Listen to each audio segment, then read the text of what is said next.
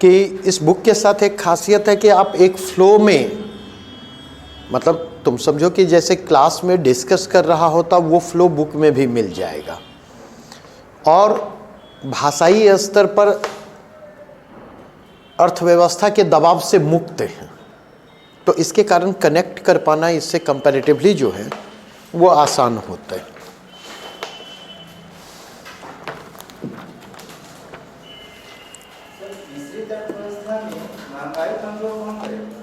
क्या भारत जैसे देश में मिश्रित अर्थव्यवस्था है, यहाँ महंगाई कंट्रोल करना, इतनी महंगाई है अपने यहाँ, मतलब त्रस्त हैं लोग। क्या लोग तर्क देते हैं कि मेरे मकान मालिक ने सर मकान का किराया बढ़ा दिया। मैंने कहा कि भाई क्यों किराया बढ़ा रहे हैं, तो कह रहे प्याज का रेट बढ़ गया, किराया नहीं बढ़ेगा। हमें तो समझ में नहीं आया ये क्या है, प्याज का रेट बढ़ रहा है, मकान का रेट घट जाएगा तब। और पता करने की बात कर रहा हूँ, हर हर मोदी घर घर मोदी का नारा लगाने वाले भी वही होंगे। क्या क्या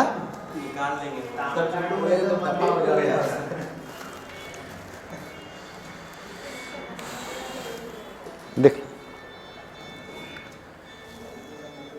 एक मुझे लग रहा है तुम्हारे प्रश्न में जो समस्या है, तुम डिफ्रेंशिएट नहीं कर पा रहे हो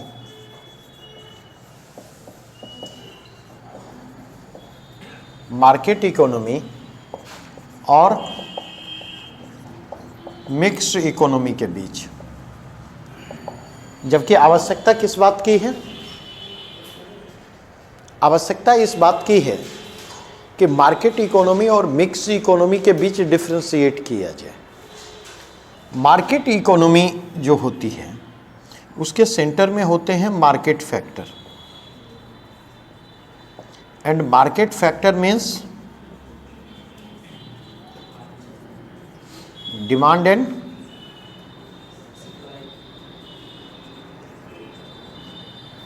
market factor means demand and supply factor.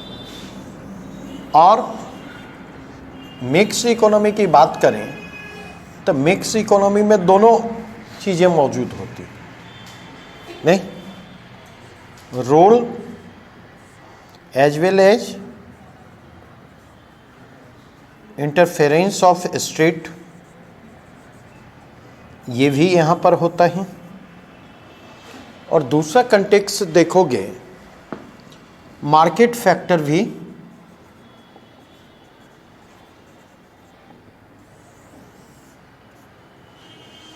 दोनों यहाँ पर मौजूद होते हैं। तो सामान्य परिस्थिति में क्या होती है जी? तो सामान्य परिस्थिति में देखोगे मार्केट फैक्टर जो होते हैं वो डोमिनेंट होते हैं नहीं, लेकिन विशेष परिस्थितियों में क्या देखते हो?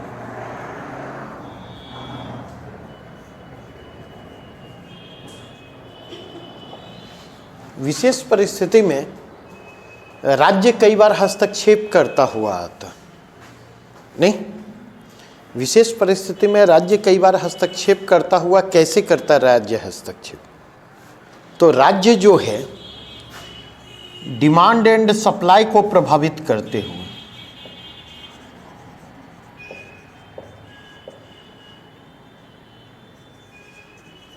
डिमांड और सप्लाई का बैलेंस जो है उसकी पुनर्बहाली की दिशा में प्रयास करता है।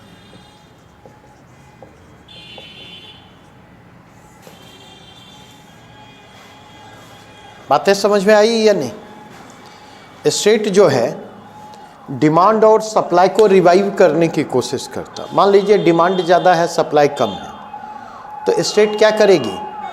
सप्लाई बढ़ाने की कोशिश करेगी। जैसे मान लीजिए एमएसपी के आधार पर खरीद की जाती है, राज्य के द्वारा की जाती है, तो एमएसपी के आधार पर जो खरीद की जाती है उसका पर्पस क्या होता है? उसका पर्पस होता है दो, एक बफर स्टॉक को मेंटेन करना नहीं। आप में से कौन किसान परिवार से हैं? आप किसान परिवार से नहीं हैं, आप काउंट नहीं किए जाएंगे। काउंट नहीं किए जाएंगे इसलिए मैंने कहा क्योंकि पिताजी नौकरीहारा हैं, है ना, हैं या नहीं? नहीं तो पिताजी नौकरीहारा हैं, तो उस स्थिति में मतलब कंटेक्स्ट जो है थोड़ा सा अलग होगा। मे बी पॉसिबल वो आप पर लागू हो। अभी कौन सा गेहूं खा रहे हो घर पर? कहाँ घर है? समस्तीपुर में कहाँ? हसनपुर चीनी मिल के पास। अच्छा, कौन सा गेहूं खा रहे हो अभी? पुराना वाला मतलब अप्रैल में जो कटा है, अप्रैल में जो कटा है। अनुमान लगा रहे हो, तुम्हारा चेहरा बतला रहा है। क्या मैं सही हूं? अच्छा, अप्रैल में जो गेहूं तैयार होके आता है उसको उसी समय से खाना शुरू कर देते होगे?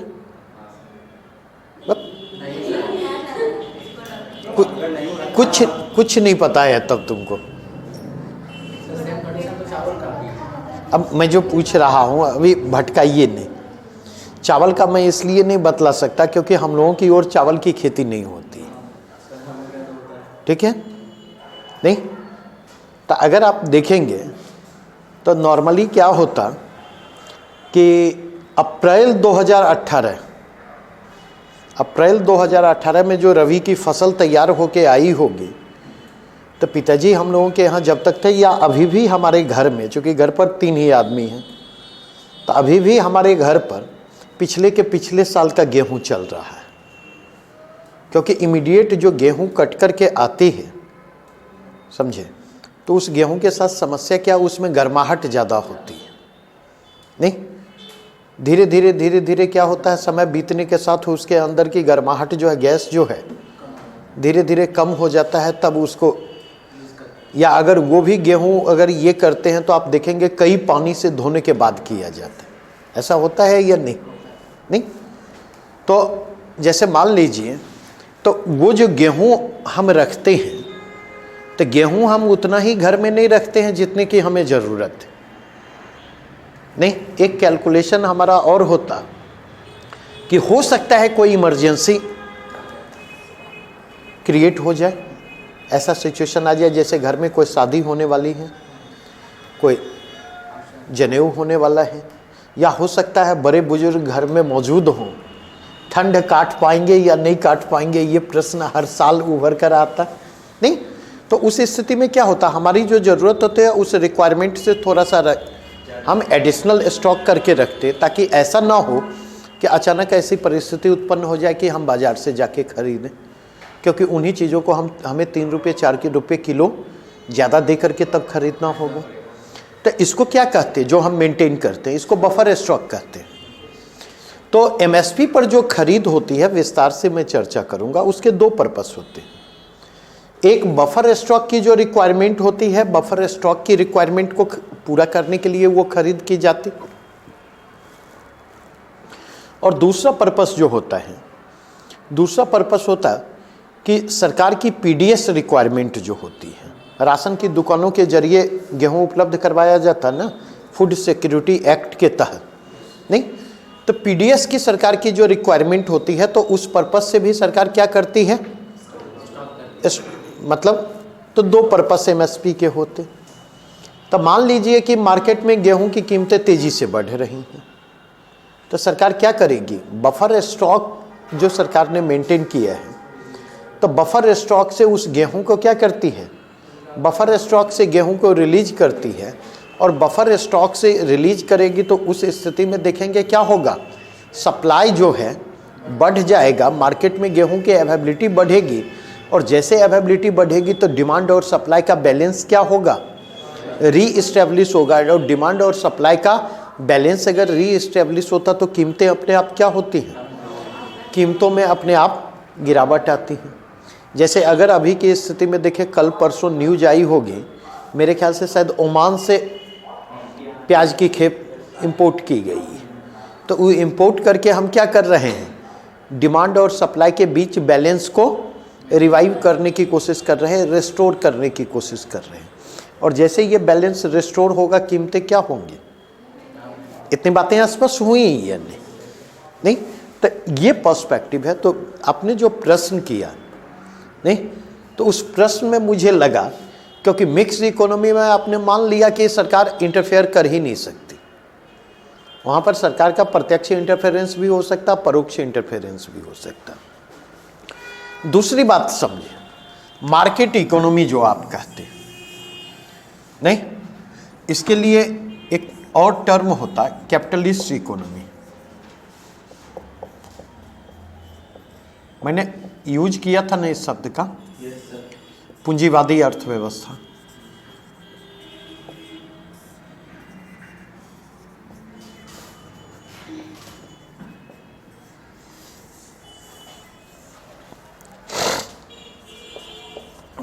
और दूसरा टर्म हमने क्या कहा था?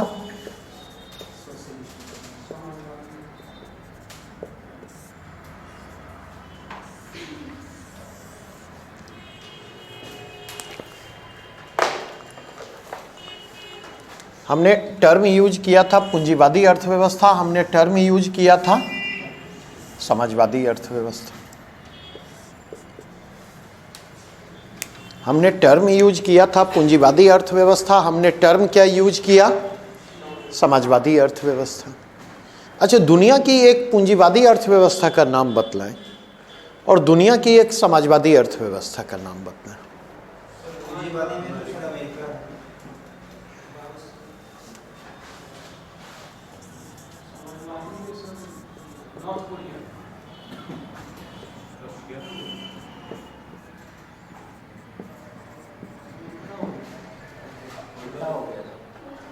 पूंजीवादी अमेरिका। अब उल्टा नहीं ना होगा, क्रॉस कनेक्शन कर रही है। और अगर मैं आपको कहूं कि दुनिया की एक भी अर्थव्यवस्था पूरी तरह से न पूंजीवादी अर्थव्यवस्था है और ना ही दुनिया की एक भी अर्थव्यवस्था समाजवादी अर्थव्यवस्था है, क्या सही है या गलत? नहीं, क्या चौंक रहे हैं? क्या मतलब? जानते हैं चाइना में समाजवादी है। अच्छा अमेरिका में पूंजीवादी है। अच्छा, समाजवादी अर्थव्यवस्था के क्या लक्षण हैं? चलिए। राज्य कंट्रोल करती है। समाजवादी अर्थव्यवस्था क्लोज होती है या ओपन होती है?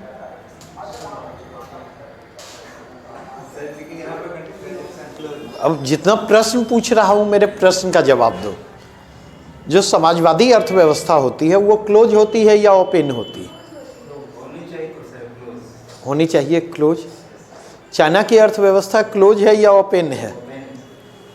और जो पूंजीवादी अर्थव्यवस्था होती है वो क्लोज होती है या ओपन? ओपन होती है। अमेरिका की अर्थव्यवस्था क्लोज है या ओपन? क्या है?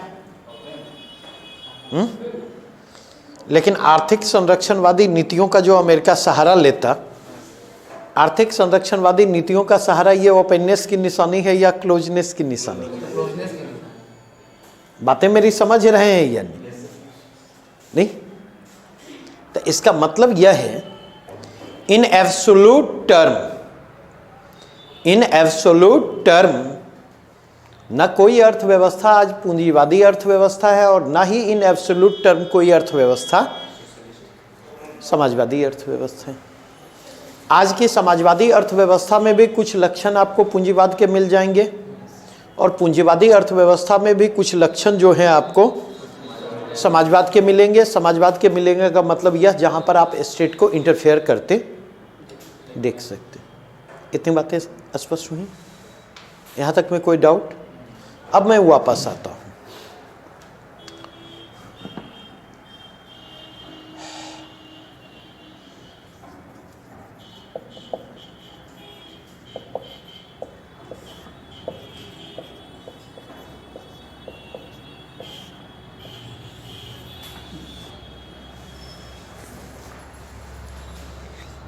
अब अगर देखें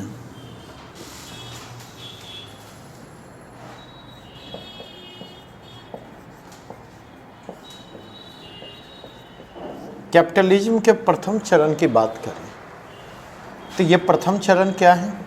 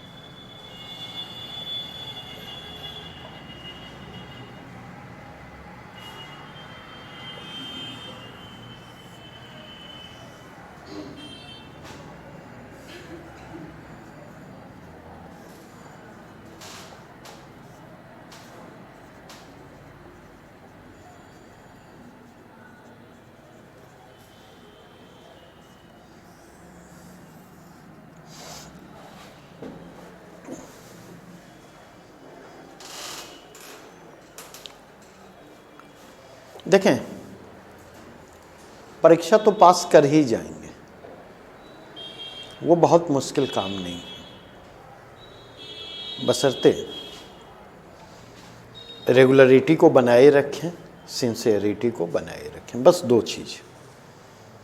और इस दो चीज़ के साथ एक तीसरी चीज़ जोड़ दें, क्वेश्चन बैंक को बार बार पलट करके देखें। इतनी चीज़ों को आपने मेंटेन कर लिया, परीक्षा पास करना मुश्किल नहीं है।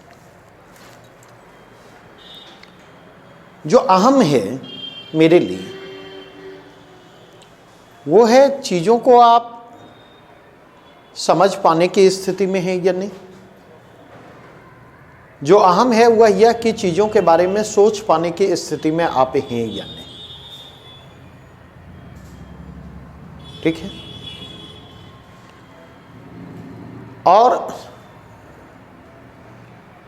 सोचना दो तरीके से होता नहीं, एक है पढ़ करके खुद सोचने की प्रवृत्ति डालें, और एक दूसरा है कोई आसपास में ऐसा हो जो लगातार प्रोवोक करे, सोचने के लिए विवश करे, तब भी सोचना होता है नहीं।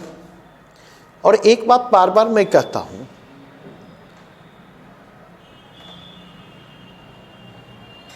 या कहने के पहले आपसे पूछना चाहूंगा, एक शिक्षक से आपकी क्या अपेक्षा है?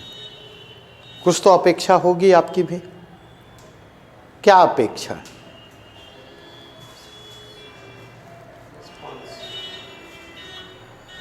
क्या रिस्पॉन्स? मतलब नहीं समझा।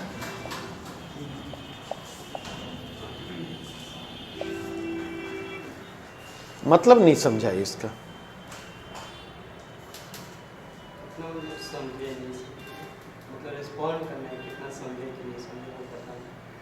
और कुछ?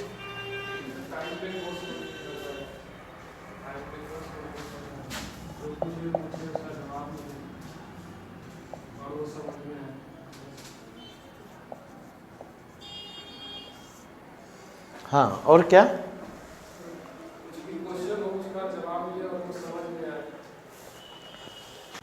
ये तो इसी में आ जाएगा। और कुछ? एक ऐसा बैकग्राउंड बनाना जो स्टूडेंट को पूरी जिंदगी याद रहे, उसके कोई भी सब्जेक्ट की कोई एक सिग्नेचर होता है ना सबका, एक बैकग्राउंड क्रिएट करना जो आपका सिखाया हुआ चीज़ तो हम लोग आगे लेके जाए।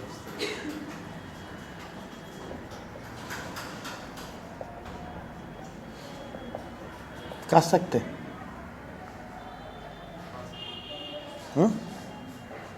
और कुछ?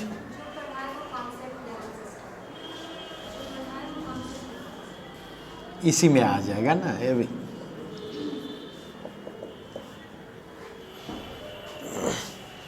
और कुछ?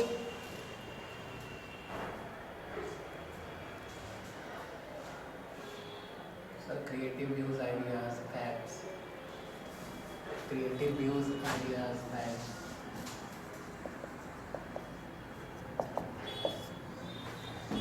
नहीं, लर्निंग एबिलिटी को बढ़ेगी, लर्निंग एबिलिटी सीखने की क्षमता से।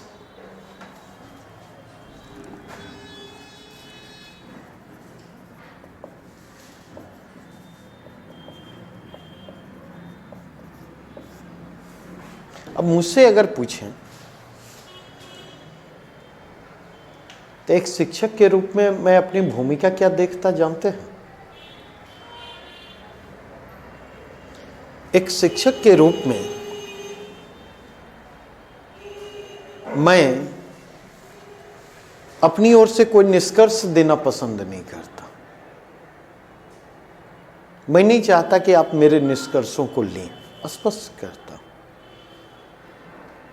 मुझे नहीं लगता कि निष्कर्ष देना मेरा काम है।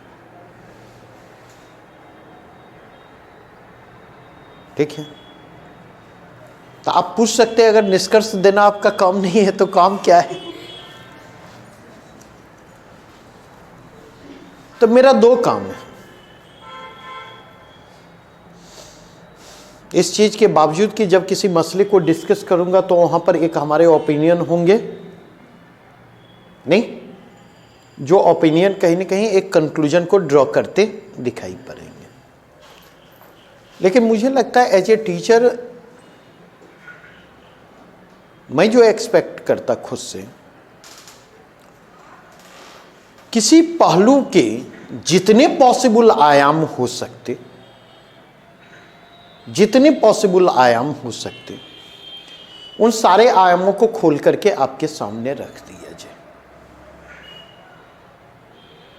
नहीं? और दूसरा काम है कि आपको उस स्टेज में पहुंचा दिया जाए जहां आप खुद को कंफ्यूज्ड महसूस करें। उस स्टेज में पहुंचा दिया जाए जहां पर आप खुद को कंफ्यूज्ड महसूस करें। आप कंफ्यूज हो गए, मेरी भूमिका अब समाप्त हो गई। ठीक है, क्यों? क्योंकि अगर आप कंफ्यूज्ड हो गए ना तो उस कंफ्यूजन के साथ आपके अंदर की बेचैनी बढ़ेगी, और अगर आपके अंदर की बेचैनी बढ़ेगी ना तो उस स्थिति में आप उस कंफ्यूजन के स्टेज से बाहर निकलने की कोशिश करेंगे, और जब उस कंफ्यूजन के स्टेज से बाहर निकलेंगे तो आप एक ओपिनियन के साथ बाहर निकलेंगे, और वो जो ओपिनियन होगा ना किसी सर्विस का ओपिनियन नहीं होगा, वो आपका अपना ओपिनियन होगा। और जब आपका अपना ओपिनियन होता ना तो आप वहां से स्वतंत्र रूप से सोच पाने की स्थिति में होते।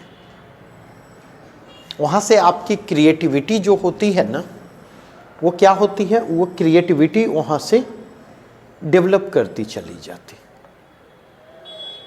ये बातें स्पष्ट हुई या नहीं? नहीं तो आराम से इसको रिप्लाई करके मैं बढ़ सकता हूं, मेरे पास ऑप्शन है नहीं। निश्चित तौर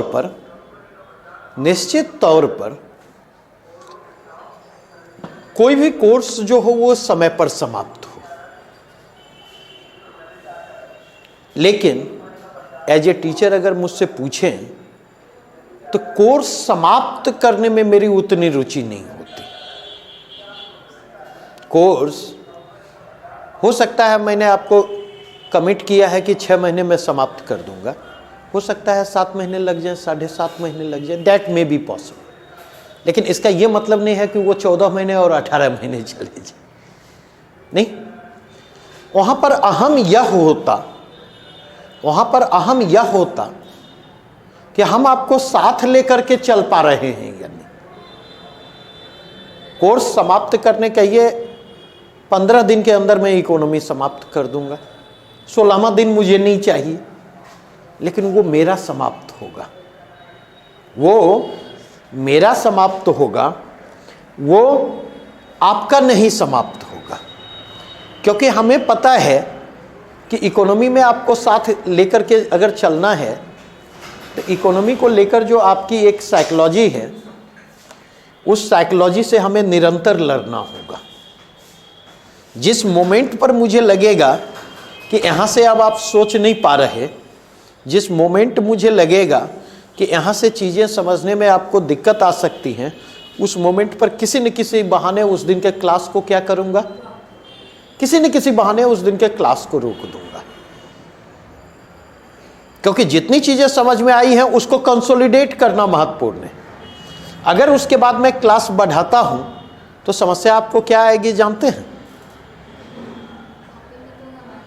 समस्या आएगी कि पीछे जो भी आपने लिया है ना, वो चीज़ें धीरे धीरे क्या होंगी, धीरे धीरे बाहर निकलती जाएंगी। नहीं, अब मैं क्या कहना चाह रहा हूं इन चीज़ों के माध्यम से, इस चार्ट के जरिए मैं डिमोन्स्ट्रेट करता हूं।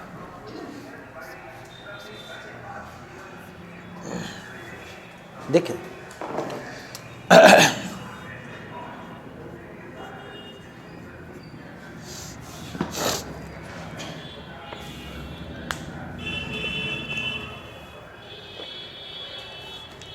प्रथम चरण जो है इसकी शुरुआत किससे होती है? एडम स्मिथ, और इनकी पुस्तक का नाम क्या है?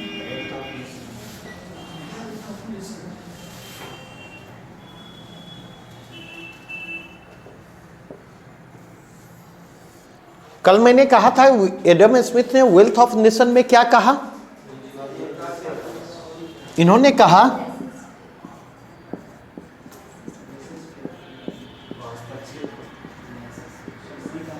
अर्थात इसको कहते हैं आर्थिक और हस्तक्षेप का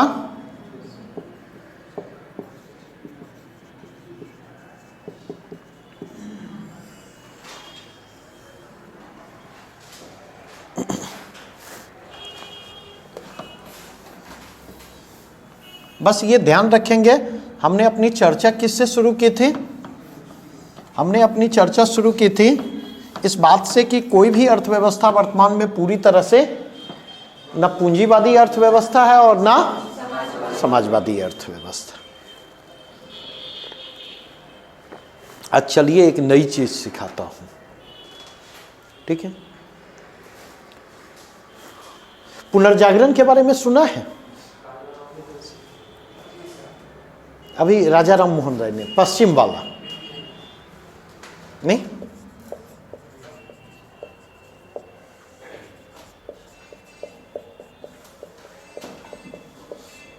जिसको रेनेसां भी कहते नहीं, कहते हैं ना। अगर हम देखें रेनेसां में क्या होता है, रेनेसां में क्या होता है? अगर आप देखें 1453 ईस्वी,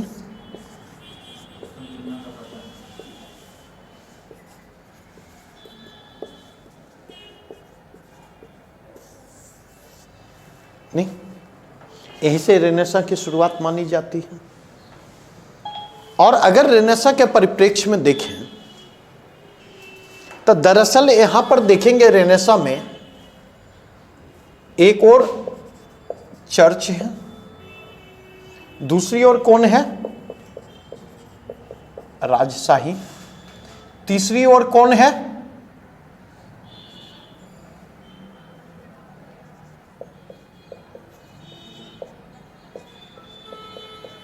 व्यापारिक वर्ग या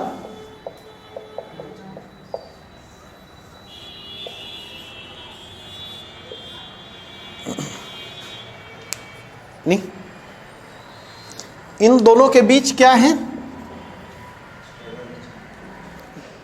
द्वंद्व है, कन्फ्लिक्ट की स्थिति है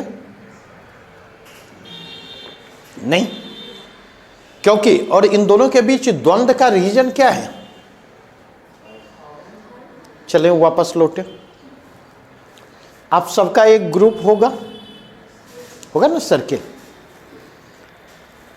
मिलते भी होंगे सब पर डे, एक दिन 2 दिन पर, बैठते होंगे ना ग्रुप के लोग, चर्चा का विषय क्या होता है?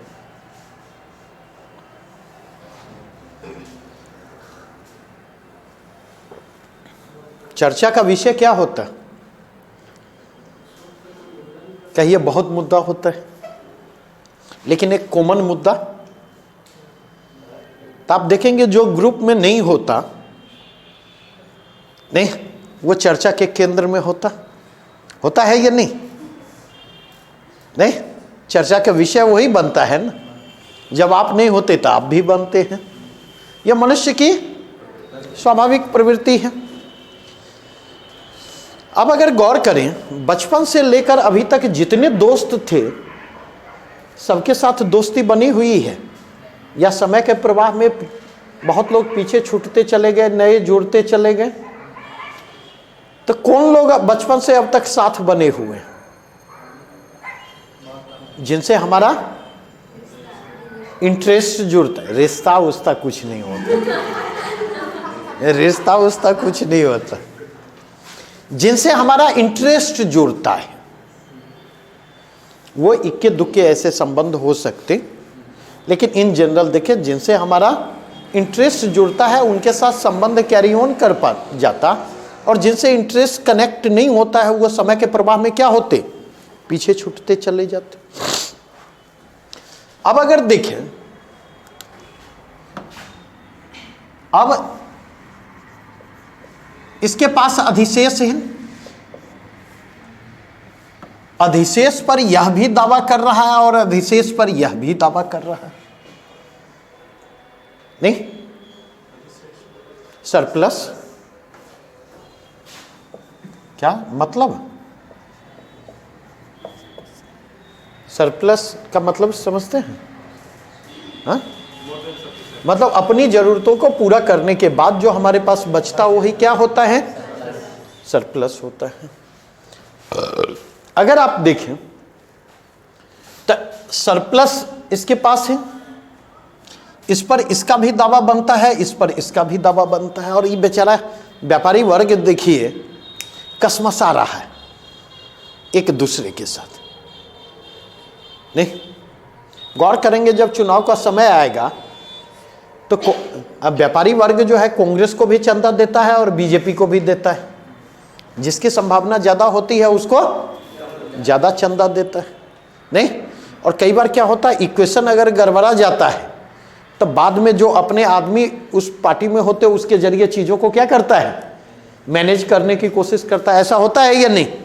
हाँ, शिवसेना देखें, उद्धव ठाकरे जब शपथ ले रहे थे तो अंबानी, मुकेश अंबानी मौजूद थे या नहीं?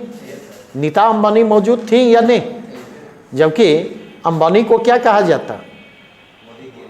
हाँ, कहा जाता है मोदी जी के आदमी। मोदी जी के आदमी अंबानी नहीं है, मोदी जी अंबानी के आदमी है। इस चीज को ध्यान रखिएगा, इस चीज को नहीं, वाकई मैं कह रहा हूं। और मोदी जी ही नहीं, कोई जी आएंगे ना तो वो अंबानी के आदमी होंगे। इस बात को समझिए। धीरे धीरे धीरे धीरे दायरा जब फैलेगा ना तब इस चीज को समझने लगिएगा। अब गौर करें, उद्धव ठाकरे से तो मोदी जी का 36 का रिश्ता बना या नहीं बना? हाँ, लेकिन अंबानी वहां क्यों मौजूद थे? रीजन कभी सोच करके देखा है? हाँ, क्योंकि अगर महाराष्ट्र में रहना है, कारोबार करना है, तो वहां की सरकार से पंगा नहीं ले सकते, और वो भी उस सरकार से जिस सरकार का नेतृत्व कौन कर रही है?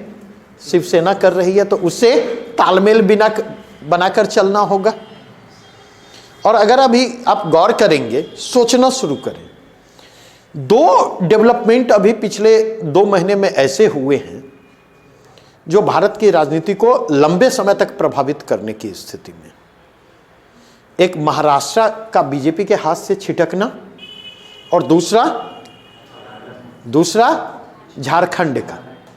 नहीं, महाराष्ट्र कारोबारी गतिविधियों के पॉइंट ऑफ व्यू से इंपॉर्टेंट है, भारत का बिजनेस कैपिटल माना जाता है, फिनेंशियल कैपिटल माना जाता है। और झारखंड जो है रिसोर्स रिच स्टेट है, नहीं, तो आगे देख लीजिएगा, अगर ये दोनों स्टेट में सरकारें सही तरीके से 2 साल काम की तो आप देखिएगा अभी जो रेशियो इलेक्शन फंडिंग में बीजेपी को 92 और 95% जा रहा है, वो देखिएगा कि रेशियो कितनी तेजी से घटता है और ऑपोजिशन का शेयर कितनी तेजी से बढ़ेगा। एक लेवल प्लेइंग फील्ड जो है अब रिसोर्सेज के पॉइंट ऑफ व्यू से इलेक्शन फंडिंग में क्या होगा, एक लेवल प्लेइंग फील्ड क्रिएट होता हुआ आएगा। बातें समझ रहे?